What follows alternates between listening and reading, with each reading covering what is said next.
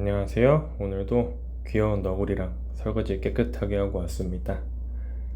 오늘 주제 선정은 제가 챗 GPT한테 물어봤어요.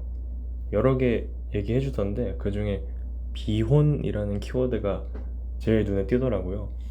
안 그래도 한때 친누나가 비혼주의자였다가 최근에 결혼하겠다고 이렇게 마음을 바꿔가지고 비혼주의에 대해서 잠깐 고민을 해봤었는데 깊게 생각은 안 해봤거든요.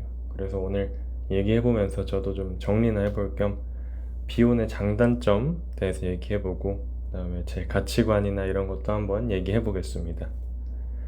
우선 이거 이야기하기 전에 저는 참고로 비혼주의자가 아니라 저는 완전 결혼주의자입니다.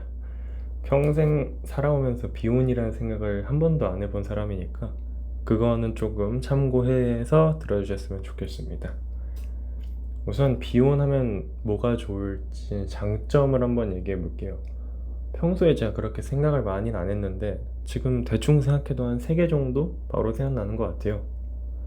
우선 제일 먼저 생각나는 뚜렷한 장점이 역시 자유로운 삶이겠죠.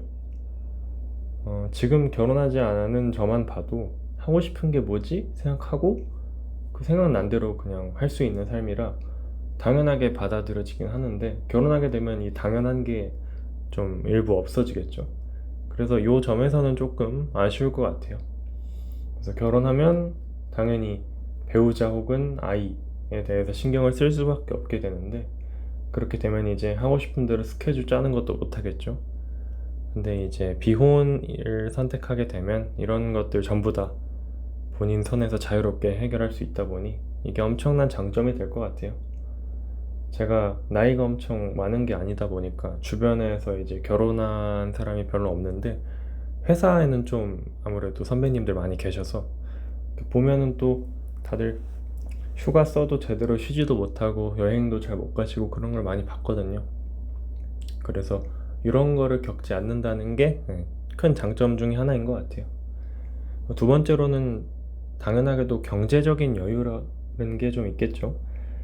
가족을 제외한다면 평소에 소비를 위한 대상이 오직 본인 한 명이기 때문에 여러 명이 살 큰 집을 굳이 살 필요가 없고 여러 명의 생활비를 감당할 필요도 없고 그리고 보통 비혼이면 아이가 없다 보니까 육아 비용도 들 일이 거의 없고 이런 식으로 본인한테 투자를 할 수 있다. 여기 좀 큰 장점인 것 같아요.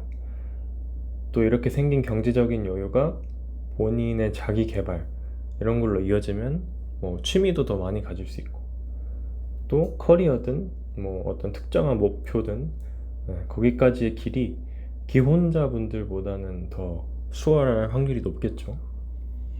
그리고 마지막 장점으로는 인간 관계에 대한 스트레스가 좀 줄어든다?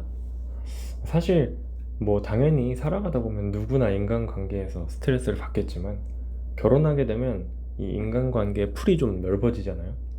뭐 가장 단적인 예로는 처가, 뭐 시댁 이런 게 있겠죠. 제가 결혼해보진 않아서 잘 모르겠지만 이거는 근데 대충 생각만 해도 작은 트러블도 스트레스를 엄청 많이 줄 것 같아요. 근데 이게 스트레스를 안 받기 되게 어려운 현실인 것 같아요. 이렇게 넓어지게 된다면 인간관계 풀이 제가 생각한 건 딱 요 정도인데 결혼주의자가 이 비혼에 대한 장점을 좀 생각해 보려니까 평소에 생각 안 하던 거라 그런지 분명 다른 장점도 있을 것 같긴 한데 저한테는 딱 요 정도가 생각나는 것 같네요. 이제 결혼의 장점, 그러니까 즉 비혼의 단점을 한번 얘기해 볼게요. 먼저 첫 번째, 아닌 분들도 당연히 있겠죠. 근데 저는 가장 큰 게 외로움이 아닐까 싶어요. 이 인간은 사회적 동물이라고 하잖아요. 이 젊을 때나 주변에 친구들 많고 돈도 많이 벌고 건강하고 그러다 보니까 다양한 곳에서 이 도파민도 얻을 수 있고 외로움을 좀 못 느낄 수가 있을 텐데 이 나이 들수록 주변에 사람이 많이 남는 경우보다는 적어지는 경우가 많잖아요. 그리고 뭐 주변에서 결혼하는 친구 생기면 그 친구를 평소에 보기 어려운 그런 것처럼요. 아무튼 저는 시간이 지날수록 이 외로움이라는 단점은 좀 장기적인 정서적 안정 부족 가능성의 관점에서는 좀 점점 단점이 커질 것이라고 생각합니다. 두 번째, 의지할 사람이 생긴다는 게 좀 큰 것 같아요. 뭐 외로움이랑 비슷하게 생각할 수도 있는데 좀 이해하기 쉽게 경제적인 측면에서 한번 얘기해 볼게요. 경제적인 여유, 요거는 비혼의 장점이기도 했는데 제가 볼 땐 단점으로도 작용할 수 있을 것 같아요. 결혼하지 않으면 경제적 책임을 본인이 100%다 부담해야 되잖아요. 노후도 마찬가지고. 근데 둘이서 벌면 뭐 그만큼 나가는 것도 많아지겠지만 잘 조율해서 해결할 수 있을 거고 서로에게 확실히 의지할 수 있게 되죠. 예를 들어 내가 잘 되지 않아서 좀 경제적으로 힘들어지면 내 배우자가 서포트 해줄 수 있고 그 서포트를 발판으로 내가 다시 일어나면 또 이제 내가 나중에 배우자를 서포트할 여유가 생길 수도 있겠죠. 이것도 결국 누군가와 함께 살아가기 때문에 의지할 수 있다라는 것에서 파생되는 장점인 것 같아요.